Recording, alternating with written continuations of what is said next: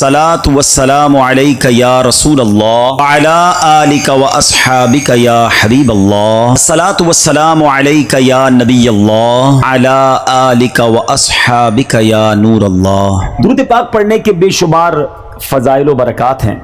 काबे के बदरुद्दुजा सल्लल्लाहु तआला अलैहि वसल्लम की ज़ात जिन पर दुरूद पाक पढ़ना कब कब कैसे कैसे और कहाँ कहाँ काम आता है। अल्लाह के हबीब अलैहिस्सलातु वस्सलाम कितनी प्यारी फजीलत हमें खुद अता फरमाते हैं। मेरे आका फरमाते हैं कि जो कोई शख्स, हदीस पाक का मजमून है कि जो कोई शख्स मुझ पर रोजाना 50 मरतबा दुरूद पाक पढ़ेगा, कल बरोज़े क़यामत में उससे मुसाफहा करूंगा। आका ही ने काम आना है, उन्होंने ही शफाअत करनी है, उन्होंने ही प्यासों को अपने हाथों से जामे कौसर पिलाना है, उन्होंने ही पुल सिरात से पार लगाना है। आइए मिलकर बाआवाज़ बुलंद दुरूद पाक पढ़ ले। सल्लु अलल हबीब सल्लल्लाहु तआला अला मुहम्मद सल्लल्लाहु अलैहि वसल्लम। एक बुजुर्ग का वाकया है कि वो कारोबार के लिए, रोजगार के लिए एक बार किसी जंगल से गुजर रहे थे और काम के लिए घर से निकले थे। इबादत गुजार भी थे मगर ज़ाहिर रोज़ी भी कमानी थी। मगर अचानक उन्होंने एक मंजर देखा कि एक लोमड़ी है, बड़ी फरबा है, तरोताज़ा है और उसके हाथ पैर भी नहीं है और वो अंधी भी है। अब हैरान हो गए कि इसके पास तो ना हाथ पैर हैं, ना आंखें हैं, न देख सकती है, न चल फिर सकती है, तो ये खाती कैसे, उसके खाने का इंतजाम कैसे होता होगा। इसी शशोपंज में थे, आप बैठ गए। अचानक आपने देखा कि ज़मीन शक हुई और 2 प्याले निकले, एक शहद का और एक दूध का। मगर आप फिर सोचने लगे कि ये प्याले तक पहुंचेगी कैसे। अब क्या हुआ कि थोड़ी देर बाद उन्होंने देखा कि करीब पहाड़ से एक सफ़ेद चेहरे वाले नूरानी बुजुर्ग वो ऊपर से तशरीफ़ लाए और अपने हाथों से लोमड़ी को ये दोनों प्याले पिलाए। फिर प्याले ज़मीन के अंदर चले गए और वो बुजुर्ग वापस जाने लगे। तो ये जो इबादत गुजार शख्स थे, बुजुर्ग थे, ये दौड़े और जाकर उनका दामन थाम लिया कि हुजूर आप तारुफ तो करवाएं, आप कौन है और आप क्यों ये आए थे इस लोमड़ी को ये खाना खिलाने। तो उन्होंने कहा कि मैं अल्लाह के फरिश्तों में से एक फरिश्ता हूँ और मेरी एक ड्यूटी है कि मैं सुबह शाम यहाँ पर आऊँ और इस लोमड़ी को अपने हाथों से जो ग़िज़ा है वो खिलाऊँ। उन बुजुर्ग की तो जिसको कहना कि तबीयत ही चेंज हो गई कि जो रब इस लोमड़ी को इस हालत में भी रोज़ाना रिस्क दे सकता है तो वो तो मुझे भी रिस्क देगा, मुझे क्या ज़रूरत है काम काज के लिए तकलीफ़ उठाने की। आप जंगल में चले गए और अल्लाह की इबादत में मसरूफ़ हो गए। कई दिन इबादत की, 7 दिन हो गए मगर कुछ खाने को ना मिला, भूख से बुरा हाल हो गया। अल्लाह की बारगाह में फरियाद की, मेरे मालिक मुझे भी तो कोई लुक़मा ग़िज़ा अता फरमा, अब भूख बर्दाश्त करने की ताकत नहीं है या मेरी रूह कब्ज़ कर ले। अल्लाह की तरफ से ये इरशाद हुआ, ये पैगाम मिला कि ऐ मेरे बंदे अपने हाथ से कमाओ, कसबे हलाल करना है, कोशिश करनी है, खुद भी कमाओ और मोहताजों को भी खिलाओ। जब अल्लाह करीम की तरफ से ये हुक्म मिला तो फिर उन बुजुर्ग ने क्या किया, पहाड़ से उतर गए और फिर अब तलब माश में अपने काम में कमाने लगे।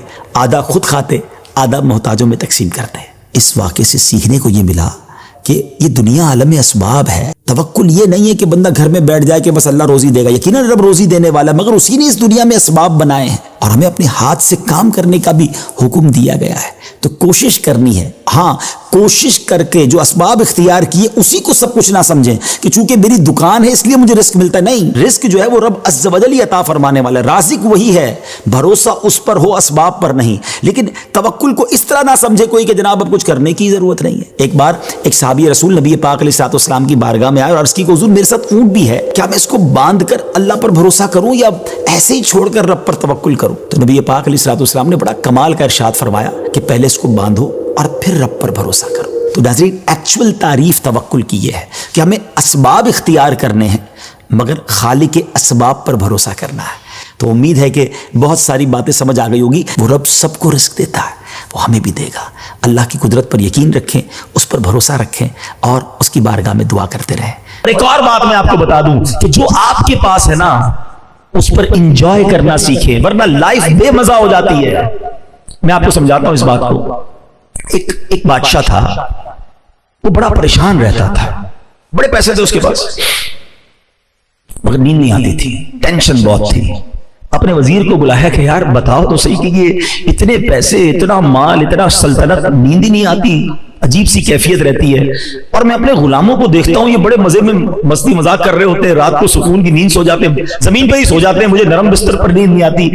मेरे और इनमें फर्क क्या है, ये इतना एंजॉय क्यों कर रहे हैं लाइफ को, मैं परेशान क्यों।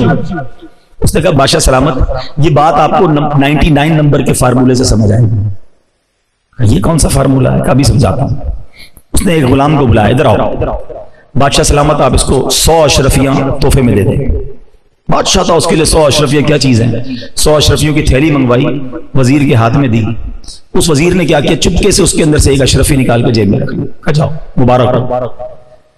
اس غلام کی تو لاٹری لگ گئی، زندگی میں ایک اشرفی نہیں دیکھی تھی، 100 اشرفیاں. او جناب گھر گیا، خوشی خوشی سارے گھر والوں کو، بچوں کو جمع کیا، بیوی کو بلایا، مبارک ہو مبارک ہو. کیا ہوا؟ 100 اشرفیاں بادشاہ نے دی ہیں، اپنی تو زندگی بن گئی.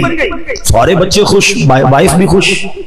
بچے کہتے ہیں ابو اشرفیاں دکھائے تو سی، ہوتی کیسی، ہم نے دیکھی نہیں آج تک. تھیلی کھولی اور اشرفیاں اس نے نکال دی. کہا ابو ہم گن لیں؟ کہا گنو. بچوں نے گننا شروع کی، کتنی نکلی؟ 99. ایک تو رکھ لی تھی نا اس نے. کہا ابو یہ تو 99 ہیں. کہا نہیں نہیں، بادشاہ نے دیے 100 ہوتی ہیں، پوری 100 ہوں گی، گنو تو میں گننا نہیں آتا. پھر گنی 99. بیوی نے کہا ہٹو ہٹو میں گنتی ہوں، بچوں کو گننا نہیں آتا. بیوی نے گنی، نکلی 99. شوہر نے کہا تم سب ہٹو، تمہیں گنتی نہیں آتی، میں گنتا ہوں. نکلی 99. اب بیوی کہتی تم ہوئی ایسے، 100 دی ہوں گی تم نے، راستے میں گرا دی ہوگی. بچے کہتے ہیں وہ ایک اشرفی شارٹ کرایا، پتہ ہے ایک اشرفی کتنے کی ہوتی ہے، اس سے تو کتنے کام بن جاتے. نہیں نہیں ادھر ہی ہوگی.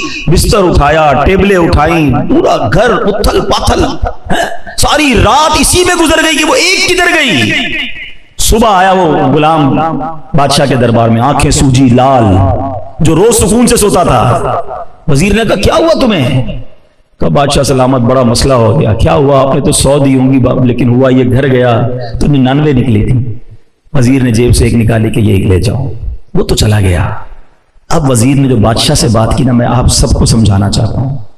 کہ بادشاہ سلامت آپ کا پرابلم بھی یہی ہے، آپ کے پاس جو ہے نا آپ اس پر خوش نہیں ہیں، جو نہیں ہے اسی کی فکر میں زندگی خراب کر بیٹھے ہیں.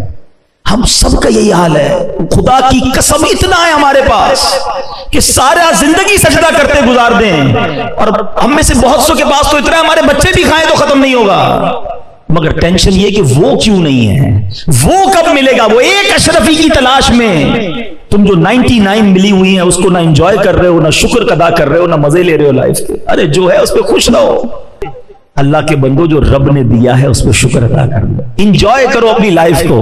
ہاں چلے ایک اس بات کو ہی روکتے ہیں. یہ بات جب چلی ہے اور اس کیلیبر کے لوگ بیٹھے ہیں، لائف میں اگر سکون لانا چاہتے ہیں نا، 2 باتیں یاد کر لیں کہ نعمتوں میں اپنے سے کمتر لوگوں کو دیکھیں، ٹھیک ہے، اور نیکیوں میں اپنے سے آگے لوگوں کو دیکھیں.